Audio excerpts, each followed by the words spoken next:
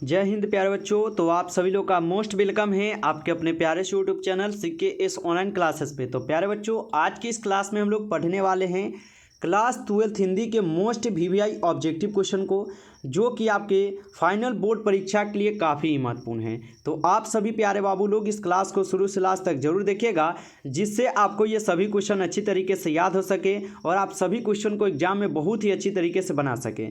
तो प्यारे बाबू, आप लोग का समय अब बहुत कम बच गया है और उसी समय को हम देखते हुए अब आप लोगों से हम टेस्ट ले रहे हैं, क्योंकि आप लोग का सिलेबस यहाँ से कंप्लीट करा दी गई है और आप लोग को यहाँ पर क्या करना है, तो आपको इस क्लास में टेस्ट देना है और इस टेस्ट में आपको पास भी होना है।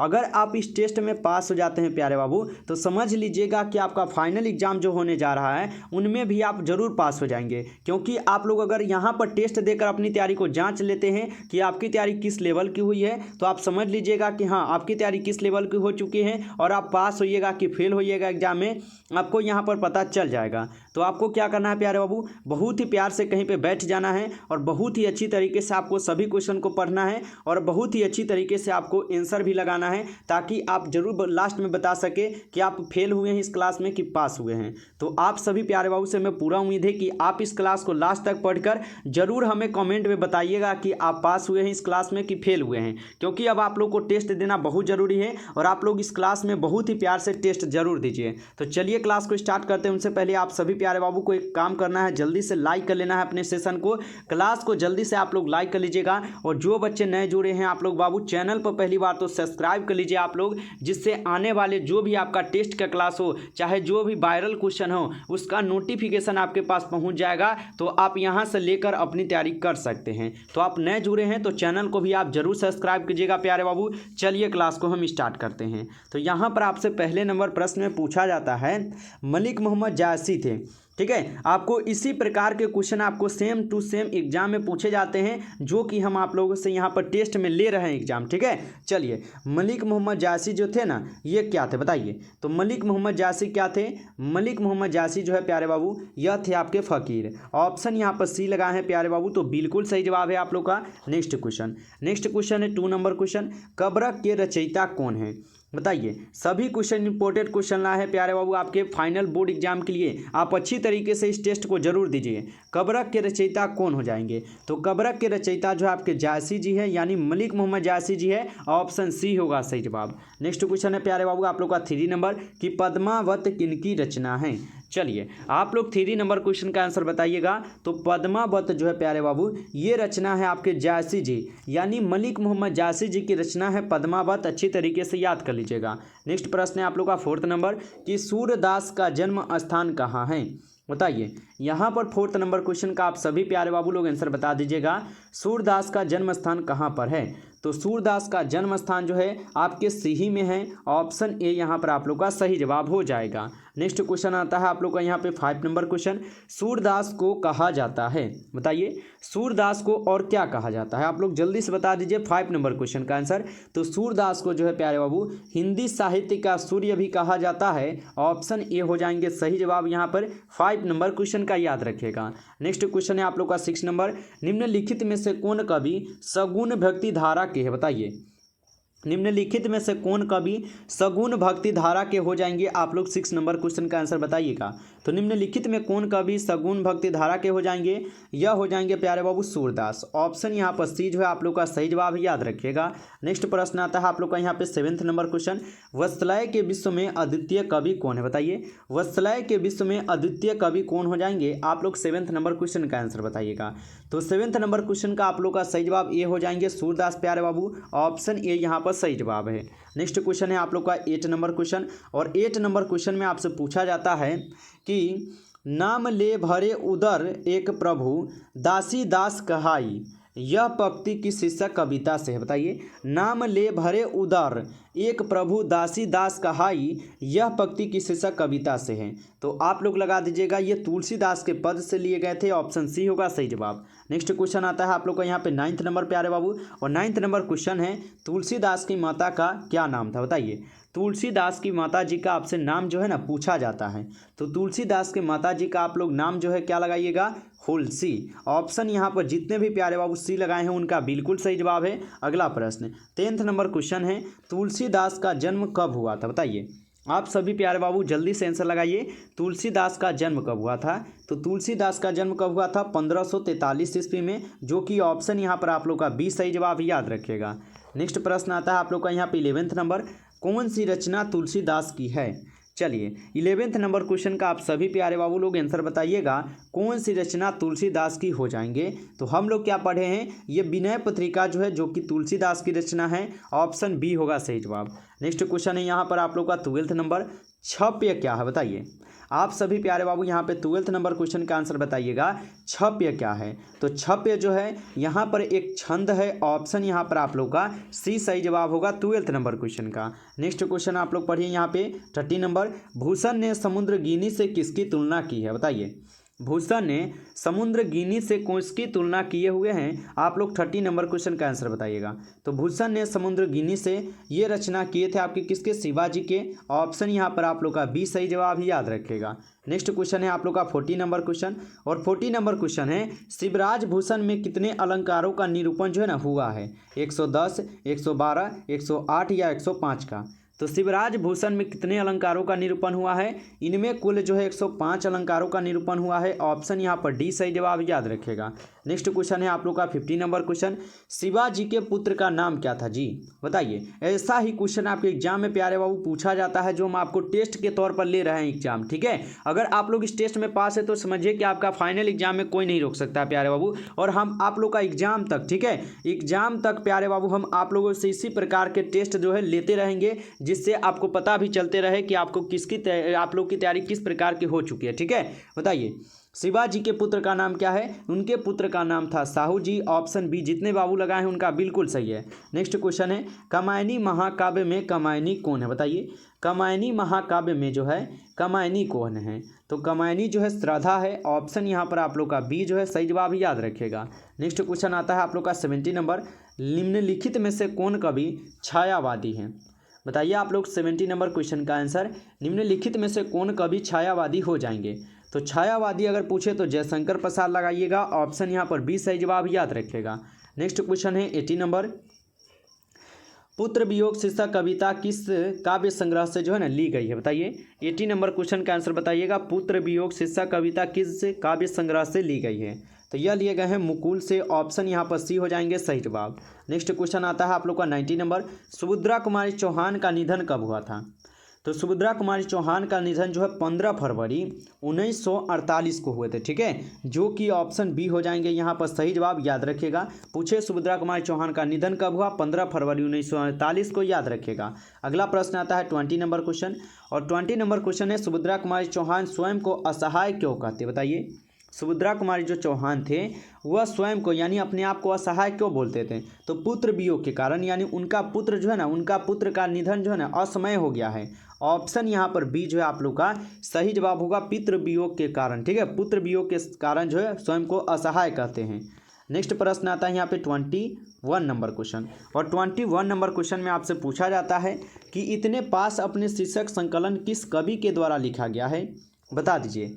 इतने पास अपने शीर्षक संकलन किस कवि के द्वारा लिखा गया है। 21 का अगर हम लोग का सही जवाब होगा तो ऑप्शन यहाँ पर क्या होगा, ऑप्शन डी होगा, शमशेर बहादुर सिंह के द्वारा हो जाएगा, याद रखिएगा। नेक्स्ट क्वेश्चन है आप लोग का 22 नंबर क्वेश्चन, सूरदास अस्पतक का प्रकाशन वर्ष है दूसरा, ठीक है बाबू, दूसरा है, सॉरी दूसरा न है, दूसरा अस्पतक का प्रकाशन वर्ष पूछा है।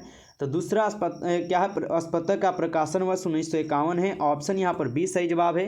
नेक्स्ट क्वेश्चन है 23 कि शमशेर बहादुर सिंह का जन्म कब हुआ था बताइए। शमशेर बहादुर सिंह का जन्म कब हुआ था, इनका जन्म जो है 13 जनवरी 1911 को हुए थे, ऑप्शन ए हो जाएंगे सही जवाब 23 नंबर क्वेश्चन का। नेक्स्ट क्वेश्चन है आप लोग का 24 नंबर क्वेश्चन, रघु बिसहाय को किस कृति पर साहित्य अकादमी पुरस्कार जो है ना मिला था बताइए।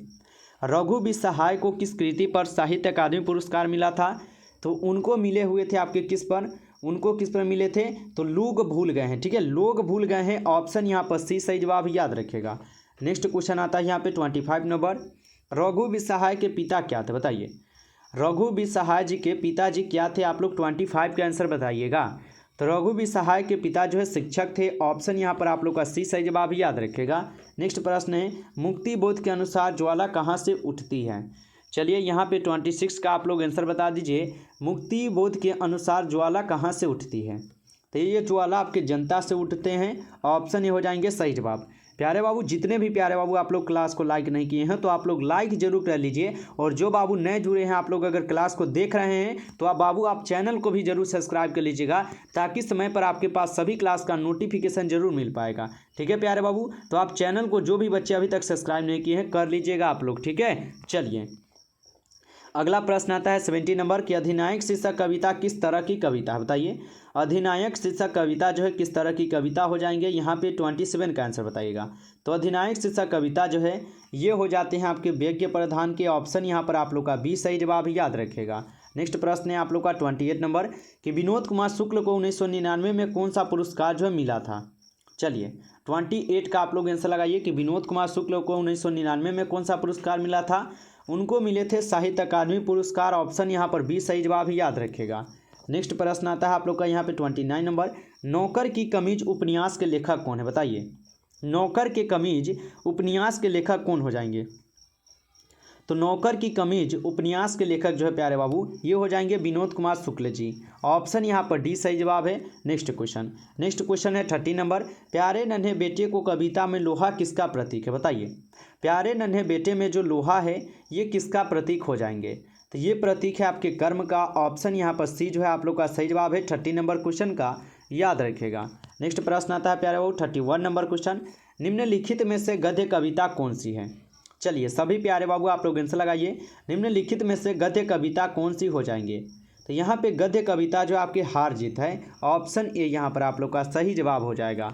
नेक्स्ट प्रश्न है आप लोग का 32, अशोक वाजपेयी की माँ का क्या नाम था? बताइए, अशोक वाजपेयी जी के माता जी का नाम जो है ना आपको बताना है। तो अगर 32 की अगर हम लोग बात करें तो ये हो जाएंगे निर्मला देवी। ऑप्शन यहाँ पर सी जो है सही जवाब याद रखिएगा। चलिए नेक्स्ट प्रश्न आता है आपके सामने यहाँ पे 33, और अशोक वाजपेयी का जन्म जो है कब हुआ था? आप लोग बताइए। बहुत ही आसान क्वेश्चन है आपके लिए और जल्दी से बताइए, बहुत ही अच्छे क्वेश्चन है। अशोक वाजपेयी का जन्म आपसे पूछा गया है, तो इनका जन्म जो है 16 जनवरी 1941 को हुए थे। ऑप्शन ए जितने भी प्यारे बाबू लगाए हैं उनका बिल्कुल सही जवाब है। नेक्स्ट क्वेश्चन है आप लोग का यहाँ पे 34, अशोक वाजपेयी किस काल के कवि है? बताइए, आप लोग 34 का आंसर जरूर लगाइएगा। अशोक वाजपेयी किस काल के कवि हो जाएंगे? तो अशोक वाजपेयी जो है आधुनिक काल के कवि थे। ऑप्शन यहाँ पर आप लोग का डी सही जवाब याद रखिएगा। नेक्स्ट प्रश्न आता है आप लोग का 35 नंबर, पंचायती राज में क्या खो गया है? बताइए, आप सभी लोग 35 का आंसर बताइएगा, पंचायती राज में क्या खो गया है? तो पंचायती राज में जो है पंच परमेश्वर जो है खो गए हैं। ऑप्शन यहाँ पर सी सही जवाब याद रखिएगा। नेक्स्ट प्रश्न है 36 नंबर, ज्ञानेंद्र पति की कविता कौन सी है? चलिए सभी प्यारे बाबू आप लोग आंसर लगाइए, ज्ञानेंद्र पति की कविता कौन से हो जाएंगे? ये हो जाएंगे गांव का घर, जो कि ज्ञानेंद्र पति जी का है, याद रखेगा। अगर आपसे पूछे हार जीत किसकी है? अशोक वाजपेयी की। अधिनायक किसका है? रघु बिसहाय का। प्यारे नन्हे बेटे को किसका पूछेगा? तो प्यारे नन्हे बेटे को विनोद कुमार शुक्ल जी लगा दीजिएगा। ठीक है, इनको भी अगर आप लोग याद रखते हैं तो एग्जाम में अगर पूछेगा तो आप बना सकते हैं। ठीक है, चलिए अगला प्रश्न आता है आपके सामने 37, ज्ञानेंद्र पति का जन्म स्थल कहाँ है? बताइए, ज्ञानेंद्र पति का जन्म स्थल आपसे पूछा गया है। इनका जन्म स्थल अगर हो पूछे तो आप लोग लगाइएगा गोड्डाना। ठीक है, गोड्डा झारखंड में, गोड्डा झारखंड हो जाएगा, याद रखिएगा। नेक्स्ट प्रश्न है आप लोग का यहाँ पे 38, पेशगी है। बताइए, पेशगी जो है ना ये एक प्रकार की क्या है? तो पेशगी जो है ना प्रतिपूर्ति है। ऑप्शन ये हो जाएंगे सही जवाब, याद रखिएगा। चलिए नेक्स्ट प्रश्न आता है आप लोग का 39 नंबर कि पेशगी शीर्षक पाठ के लेखक कौन है? इनको आप लोग अच्छी तरीके से जरूर याद कीजिएगा। ठीक है, पाठ के लेखक आपसे पूछा है तो पेशगी शीर्षक पाठ के लेखक हो जाएंगे आपके कौन? ये हो जाएंगे हेनरी लोपेज। ऑप्शन ए यहाँ पर आप लोग का सही जवाब है। नेक्स्ट क्वेश्चन है आप लोग का यहाँ पे 40 नंबर, भारत का राष्ट्रपिता कौन है? इस वाक्य में कौन किस सर्वनाम का उदाहरण होगा? बताइए, भारत का राष्ट्रपिता कौन है? इस वाक्य में जो है ना कौन जो है ना ये किस सर्वनाम का उदाहरण होगा? तो कौन पूछा है, तो कौन यानी एक प्रश्न किया जा रहा है, यानी प्रश्नवाचक कहलाएंगे, प्रश्नवाचक सर्वनाम हो जाएंगे। नेक्स्ट क्वेश्चन आप लोग पढ़िए, यहाँ पर आता है आप लोग का 41 कि पर्वत शब्द का विशेषण क्या है? बताइए, पर्वत शब्द का विशेषण आपसे पूछे तो आप लोग लगा दीजिएगा पर्वतीय। ऑप्शन सी जितने भी प्यारे बाबू लगाए हैं उनका बिल्कुल सही जवाब है। नेक्स्ट क्वेश्चन है आप लोग का 40 यहाँ पे 2 नंबर क्वेश्चन, दिगंबर शब्द का संधि विच्छेद क्या, बताइए। आप लोग को अच्छी तरीके से इस प्रश्न को बाबू जरूर याद कर लेना है। दिगंबर शब्द का संधि विच्छेद क्या होगा? तो दिगंबर शब्द का जो है संधि विच्छेद होता है क्या? दिक जोड़ अंबर, यानी दिक में जो आपका क में हलंत है उसको याद रखिएगा, हलंत जरूर होता है, याद रखिएगा। चलिए अगला प्रश्न है, मोहन राकेश रचित नाटक संग्रह, बताइए। मोहन राकेश द्वारा रचित नाटक संग्रह कौन सा हो जाएगा? आप लोग 33 का आंसर बताइएगा। तो मोहन राकेश द्वारा रचित नाटक संग्रह है 60 का एक दिन। ऑप्शन यहाँ पर डी सही जवाब याद रखिएगा। नेक्स्ट प्रश्न है आप लोग का 44 कि मुन्नी डाक गाड़ी के पीछे क्यों जाती है, बताइए। 44 का आप लोग आंसर बता दीजिएगा। मुन्नी डाक गाड़ी के पीछे क्यों जाती है? तो मुन्नी जो है ये डाक गाड़ी के पीछे की क्यों जाती हैं? चिट्ठी के लिए, ठीक है, यानी चिट्ठी लेने के लिए, और ऑप्शन ये होगा सही जवाब। चलिए नेक्स्ट प्रश्न आता है आप लोग का यहाँ पे 45 नंबर कि सुभद्रा कुमारी चौहान का जन्म स्थान कहाँ पर है? चलिए आप सभी प्यारे बाबू लोग बता दीजिए, सुभद्रा कुमारी चौहान का जन्म स्थान कहाँ पर है? इनका जन्म स्थान पूछा है तो इलाहाबाद हो जाएगा। ऑप्शन ए हो जाएगा सही जवाब यहाँ पे 45 का आंसर। नेक्स्ट क्वेश्चन है 46 नंबर, रत्नाकर त्रिपाठी किस कवि के पिता थे, बताइए। रत्नाकर त्रिपाठी जो है किस कवि के पिता हो जाएंगे? तो ये थे आपके किसके? भूषण के। ऑप्शन ए हो जाएंगे सही जवाब 46 नंबर क्वेश्चन का। नेक्स्ट क्वेश्चन है 47 नंबर, संपूर्ण क्रांति का नारा किसने दिया था? इंपॉर्टेंट क्वेश्चन है बाबू ये सभी क्वेश्चन, और अच्छे से आप लोग इसे जरूर याद कर लीजिएगा। संपूर्ण क्रांति का नारा आपके कौन दिए थे? जयप्रकाश नारायण जी। ऑप्शन ए यहाँ पर सही जवाब होगा। नेक्स्ट क्वेश्चन है आप लोग का यहाँ पे 80 नंबर यानी 28 नंबर, ठीक है, सॉरी यहाँ पे 48 क्वेश्चन है बाबू, सूरसागर के कवि कौन है? तो सूरसागर के कवि आपसे पूछा है तो आप लोग लगा दीजिए सूरदास हो जाएंगे। नेक्स्ट क्वेश्चन आता है आप लोग का यहाँ पे 49 नंबर कि नाभादास का काव्य रचना क्षेत्र था, बताइए। नाभादास का काव्य रचना क्षेत्र क्या कौन सा था? आप लोग 49 का आंसर बताइएगा। तो ये हो जाएंगे वृंदावन, याद रखिएगा। नेक्स्ट क्वेश्चन आता है 50 नंबर, और 50 नंबर क्वेश्चन है म का उच्चारण स्थान क्या होगा, ठीक है।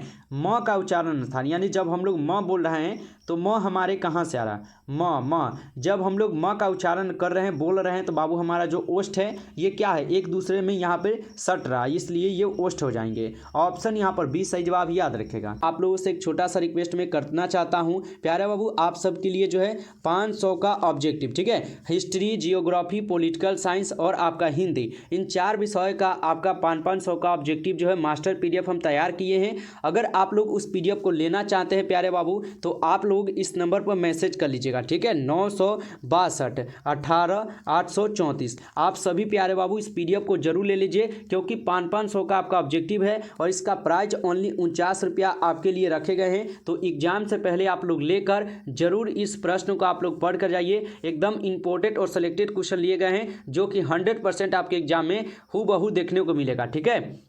तो सभी प्यारे बाबू 49 रुपया आप लोग ले देकर आप लोग हिस्ट्री, जियोग्राफी, पॉलिटिकल साइंस और हिंदी, इन 4 विषय का आप लोग 500 का ऑब्जेक्टिव क्वेश्चन 500 का लेकर पढ़ कर जाइएगा, ताकि आपका एग्जाम अच्छी तरीके से निकल पाए, ठीक है। तो सभी प्यारे बाबू से हमें पूरा उम्मीद है कि आप लोग ज़्यादा से ज़्यादा बच्चे को शेयर कर दीजिएगा, ताकि सभी लोग इस पीडीएफ का आनंद लेकर पढ़कर और जाकर अच्छी तरीके से एग्जाम में यहाँ पर नंबर ला सके, ठीक है। चलिए तो ले लीजिएगा, आप लोग इस नंबर पर मैसेज कर लीजिए, स्क्रीनशॉट लेकर रख लीजिए, और क्लास के बाद आप लोग पीडीएफ के लिए मैसेज जरूर कर लीजिए। तो फाइनली प्यारे बाबू हम इस क्लास में 50 क्वेश्चन का टेस्ट रखे थे, जिनमें से अगर आप लोग यहाँ पर 45 क्वेश्चन भी अगर सही कर लिए हैं तो समझ लीजिएगा कि आपकी तैयारी अच्छी हो चुकी है और आप अच्छी तरीके से एग्जाम में नंबर ला सकते हैं, ठीक है। चलिए तो जाने से पहले आप लोग इस क्लास को जरूर प्यारे बाबू आप लोग को एक लाइक करना है, ठीक है। बहुत सारे बच्चे अभी तक लाइक नहीं किए हैं, आप लोग लाइक जरूर कर लीजिए, और जो बाबू लोग नए जुड़े हैं चैनल को सब्सक्राइब कर लीजिएगा, ताकि समय पर नोटिफिकेशन आपको क्लास का मिलता रहेगा, ठीक है। चलिए तो आप लोग जल्दी से चैनल को सब्सक्राइब और क्लास को लाइक प्यारे बाबू जरूर कर लीजिएगा, और अपने दोस्तों, फ्रेंड सभी को शेयर कर दीजिएगा, ताकि वह भी अपनी तैयारी को जांच सकेंगे और उनकी तैयारी का भी पता उनको चल जाएगा, ठीक है। तो आपको शेयर भी जरूर करना है। चलिए फिर मिलते हैं हम आप लोगों से फिर नेक्स्ट क्लास में, तब तक के लिए आप लोग मन लगाकर पढ़ाई कीजिए। सभी प्यारे बाबू को बेस्ट ऑफ लक, अपनी तैयारी अच्छी तरीके से आप लोग करते रहिए।